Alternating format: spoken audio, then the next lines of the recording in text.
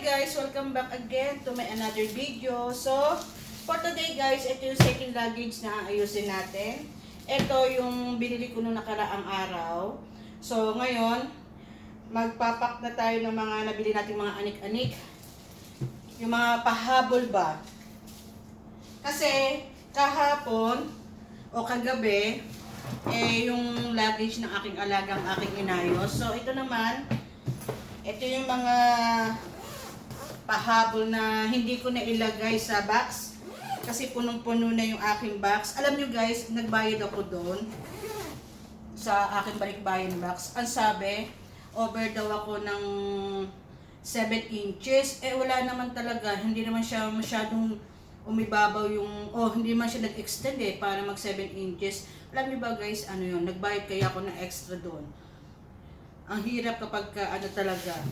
Nako, na-scam yata ako 7 inches. But anyway, okay lang. Wala tayong magagawa, diba? Kasi naman hindi dumating sa Pilipinas yung ating balikbayan ba. So, ito ngayon, actually, ang mother ko, bukod dun sa bago umuwi yung pisa ko, nagpabili ng cortina, nagpahabol uli siya ng dalawang kulay uli. Ng sky blue or blue. Wala akong nabiling talagang sky blue Ang nabili ko itong kulay So, pwede na yan. Kasi wala tayong maiwi kay Madir. Itong request niya. Ito, 7 pieces, $100. Ito yung mga kasiyahan ng aking Madir. Tapos ito, mint green na cortina para sa kanya din. Bigay ang hilig. Tapos, itong 3 piraso na to, ito naman para sa bahay ko. Maiksi lang ito yung half lang. Kasi itong lace na cortina, mahaba ito. Mahaba itong cortina na to. So ako, dahil ang bintana ko naman, hindi naman mahaba, ang gusto ko ayoko masyadong lumalagpas. So, ito half lang to. Sakto na to sa bintana namin. Nakabili rin ako ng 3 piraso. Actually, dito to Dito na lang. Alam niyo ba guys, kahapon yung inipake ko yung luggage ng aking alaga. Como malit lang naman na luggage yun. Alam niyo ba nung tinimbang ko, 10 kilos lang yun. Diba? Per luggage sa amin, dapat meron kaming 23 kilos. So, ang laki pa, no? Actually nga guys, nag-decision nga ako kapag halimbawa hindi ko naman talaga ito mapupuno at wala pa naman sa mga anik-anik na mabibili ko pa hindi kakain ng 23 kilo, baka yung gamit ng alaga ko dito ko ilalagay sa merong zipper. Malaki ang ano nito, malaki ang allowance nitong luggage na to, kaya siguro kapag ito wala na ako hiyahabol na mabibili, dito ko na siguro ililipat yung gamit ng alaga ko para kung sakali man, 2 luggage lang iuwi ko. Kasi kahit ba sabihin malaki ang allowance namin sa luggage, 23 kilo per luggage, kung wala naman ako bibili, diba, bakit magpapakahirap pa ako? So, ganoon na lang siguro gagawin ko.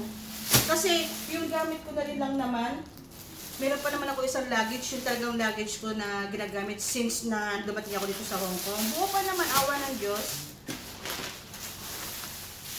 Kaya kung sakali man, mali natin. Usually, kapag naman kukala na yung malapit ang flight na, diba? Saka naman napaparami ang bili. Malalaan. Ito tulad nito, cortina lang halos laman nito. Napakagaang nito. Tapos nakabili rin ako ng kumot. Nag-request ang aking mother ng kumot. So, 2 sa mami ko, isa sa akin sa Pilipinas, yung gagamitin ko sa Pilipinas. Para pagdating ko doon may magamit ako na malinis.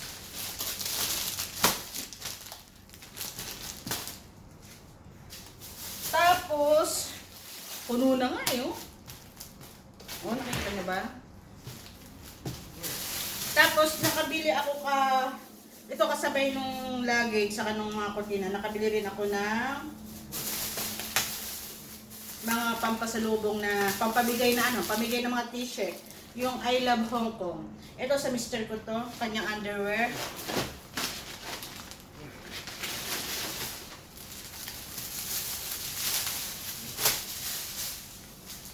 Yung mga ganito ba guys? Yung mga ganitong I Love Hong Kong. Kapag may humingi ng t-shirt, bigyan natin, pagpamigay. Diba? Nakabili ako nito, 6. Ay, ilan ba?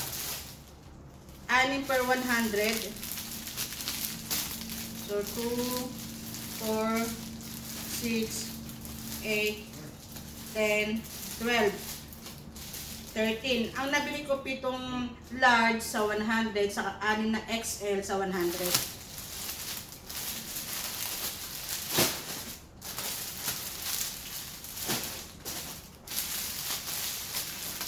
Maganda kayo ng kulay, oh. Mint green, white, black. Maganda, saka maganda yung tela. Ang hindi ko lang alam, kapag kanilaban, kung uurong ba siya.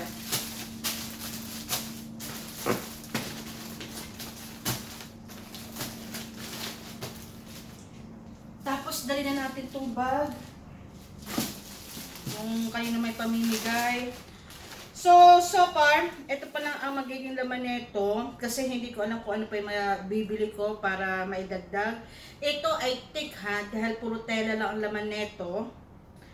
Baka hindi ka kumain ito ng ano ng 10 kilo Ewan ko na lang kasi medyo malaki yung luggage na to. Anyway, kasi ang bibili ko lang naman pang sarili is chocolate. Mga chocolate na papamigay sa Pilipinas. Anyway, hindi pa natin alam kung ano pa may dadagdag natin ito. Pero ang dami pang allowance nito. Kasi meron pa naman akong isa pang luggage para sa sarili kong gamit. I think yun naman sa mga gamit ko. Yun, punong-puno yung luggage ko. Kung meron man sumobra, dito ko na lang din sasalpak. So, tingnan lang na natin. Ano bang mali natin? So, anyway guys, hanggang dito na lang po yung ating video sa ating pangalawang preparing sa ating vacation series. Ito yung ating pangalawang luggage. So, magkita-kita na lang ulit tayo sa mga susunod nating mga video. Naka-record ba? Baka ako mamaya hindi naka-record So, ayun guys, maraming salamat. Naka-record naman. So, maraming salamat. This is Naya Asalit sa muli natin pagkikita. At sana masubaybayan nyo po ang aking vacation series taon 2023. Palipat ng 2020 po. So, maraming salamat. Bye-bye po. See you po next time sa ating mga videos. Bye-bye.